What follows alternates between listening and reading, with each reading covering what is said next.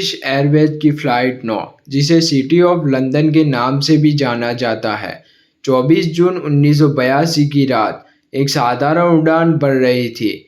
यह उड़ान लंदन के हीथ्रो एयरपोर्ट से ऑकलैंड, न्यूजीलैंड के लिए निकली थी और इसमें कुल 263 यात्री और 15 क्रू मेंबर सवार थे।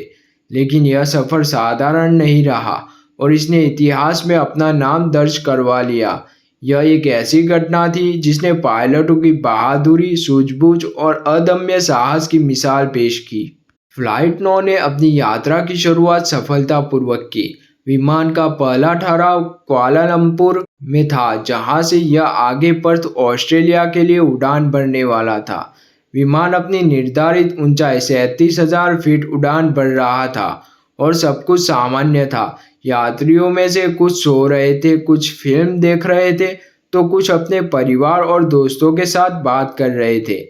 लेकिन अचानक रात के करीब 8 बजे कुछ ऐसा हुआ जिसने सभी को स्तब्ध कर दिया। इंडोनेशिया के जकार्ता के ऊपर उड़ान भरते समय विमान का सामना एक बेहद दुर्लभ घटना से हुआ।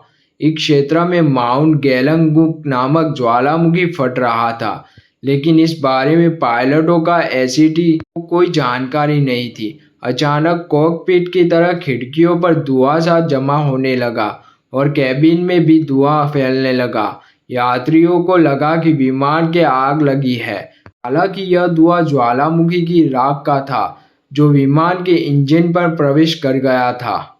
पायलटों ने स्थिति को समझने और नियंत्रित करने की कोशिश की, लेकिन कुछ ही देर में एक-एक कर चारों इंजन बंद हो गए। यह विमानन के इतिहास में एक बेहद दुर्लभ और खतरनाक स्थिति थी। पायलटों ने तुरंत ही आपातकालीन घोषणा की और विमान को ग्लाइडिंग मोड पर डाल दिया। बिना इंजन के विमान का नियंत्रण करना बेहद कठिन था, लेकिन पायलटों ने धैर्य नहीं खोया। Captain Eric Moody, first officer Roger Greaves और फ्लाइट इंजीनियर बैरी टाउनसेंड ने मिलकर स्थिति को संभाला। उन्होंने विमान को नियंत्रित करने और नीचे समुद्र लैंडिंग करने की योजना बनाई। लेकिन तभी कैप्टन मूडी ने एक जोखिम भरा सा कदम उठाया। उन्होंने विमान को धीरे धीरे नीचे की और मोड़ते हुए इंजन को दोबारा शुरू करने की कोशिश की। यह एक साहसिक कदम था, लेकिन इसने काम किया। 4 में से एक इंजन चालू हो गया, जिसमें विमान को कुछ स्थिरता मिली। हालांकि पायलटों को एक और समस्या का सामना करना पड़ा। ज्वालामुखी की राख ने कॉकपिट को खिड़कियों को कांच जैसा बना दिया था, जिससे बाहर देखना मुश्किल हो गया था। पायलट सिर्फ उपकरणों के सहारे विमान को उड़ाने की कोशिश कर रहे थे, लेकिन अपनी अद्भुत समझ और सूझबूझ के उन्होंने बाकी 3 इंजनों को भी धीरे धीरे चालू कर दिया है।